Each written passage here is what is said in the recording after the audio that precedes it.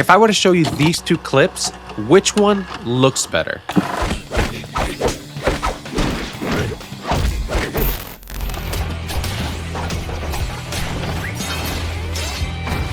To be honest, whichever one you picked isn't the wrong answer. You see, modern anime is beautiful. It's cleaner, sharper, and we have gotten some of the greatest animations to ever exist to this day. But here's the question. If modern anime is this incredible, why do I feel like it's missing something? You see, discovering anime back then wasn't as easy as just pulling out your phone out of your pocket. Back then, a lot of us discovered it just by sheer accident. Most of the time, it would randomly happen when you're at a rental store, and then you see this VHS cover there and you're wondering, wait, why does it look so different? It draws you in. It looks like a cartoon, but it isn't. Seeing titles like Ghost in the Shell, Cowboy Bebop, Vampire Hunter D, and Ninja Scroll were some of the really interesting and rare ones that I would find in store. Anime used to feel foreign, mysterious, and to be fully honest, more mature. I would say that watching anime at that time made you appreciate just the level of detail that these particular shows had, to these hand-painted and beautiful backgrounds. Film grain was one of the bigger ones, and that's one of the things that we've lost basically in every form of media almost, even in movies, unfortunately. Film grain adds so much detail to the picture, and even with those slight imperfections, that added to the experience. I mean, when you look at scenes that involve water, it looks so good. I mean, let's compare this. Dragon Ball Z Wrath of the Dragon.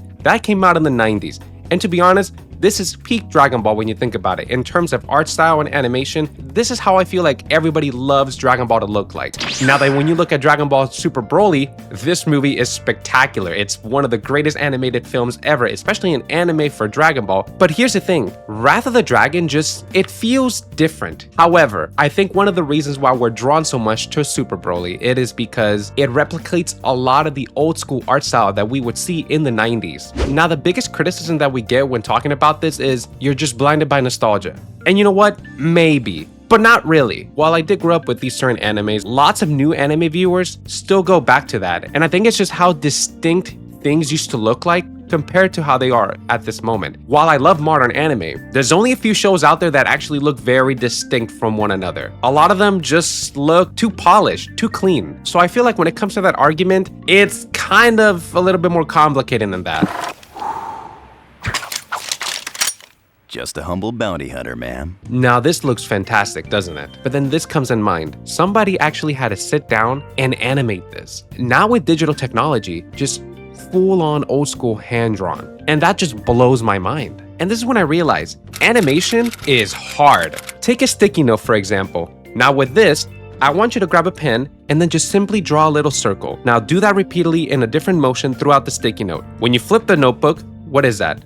You just animated something. That's pretty cool. It took a little bit of time, right? Very simple little task, but imagine somebody doing that in a massive, grander scale. The first thing that comes in mind is Akira. That entire film process is all hand-drawn. Just think about that. The buildings, the lightings that you see in the streets, all that is by somebody that took their time, blood, sweat, and tears to make that happen. When you see Akira, you can definitely tell that the entire team poured their heart and soul into making this film. It's something that we will never get again. Not just that, but one of my favorite ones, Vampire Hunter D. Look at the art style of this. Look how beautiful the movements are for these characters, their facial expressions. It's something that unfortunately we'll never be able to get. But the reason is honestly very understandable. As much as I love vintage anime, the rise of technology changed everything. And with that, changed how anime is made. Now, I'm not here to bash on digital animation. No, not at all. Because to be fully honest, digital animation has solved a lot of issues for animators in Japan. You have now faster production times, easier ways to revision projects, better flexibility, and are able to meet modern production schedules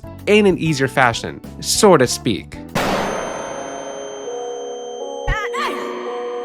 And when you think about it, without these new tools, we probably wouldn't be able to get seasonal shows basically right away. I mean, look at Demon Slayer. As gorgeous and animated as that show is, if that was stuck in the 90s, you're definitely not going to get a season right away. But even with these gorgeous technological advancements that we've had for anime, I feel like this is where things kind of shifted. You see, animators back then would spend hours, days, and just weeks on just a single project. It would take them forever, only to see that once they finished that section, it was possibly for like a second or so. We've known for a while that many animators in Japan have faced long hours, demanding schedules, burnout, and an extremely relatively low pay compared to the amount of work that, well, they honestly contribute. And unfortunately, lots of them just leave the industry because it's just not sustainable. While us as audiences are seeing these incredible detail moments, we tend to forget that people have poured hours into just making this moment possible. And sadly, lots of us don't really even recognize these animators' names. And to be honest, they deserve way more recognition than they do. So with all that said, moving to digital makes sense. And I feel like that's a trade-off, unfortunately. You have to trade in a little bit of that soul that we would get back then to be, I guess, efficient. Now, yes, I do miss how anime looked back then with this film grain, that foreign feeling, of course, and some amazing choreographic fights. But to be fully honest, I honestly think that we are in the right spot in anime.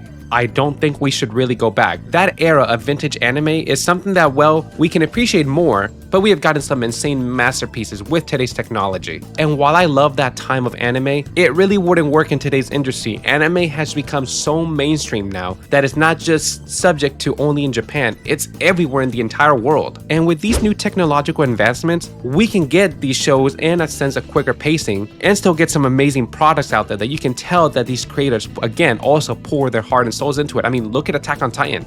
That is one of the greatest shows I've seen ever animated in our modern day. So then I ask you once again, which one looks better?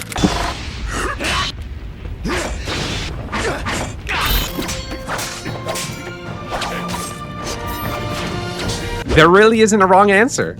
Modern anime is incredible. But see, every time I revisit these older films and older shows, I just don't appreciate how they look. I appreciate the people who made them. And while I am grateful for the anime that we have gotten and how it's evolved, I'll always miss that feeling of just being drawn to all that beautiful art style and hard work that people put into. And if you guys like these type of videos that we took a look back at certain eras, movies, video games, anime, and just pop culture in general, go ahead and check out the rest of the channel. And like Spike Spiegel says, bang.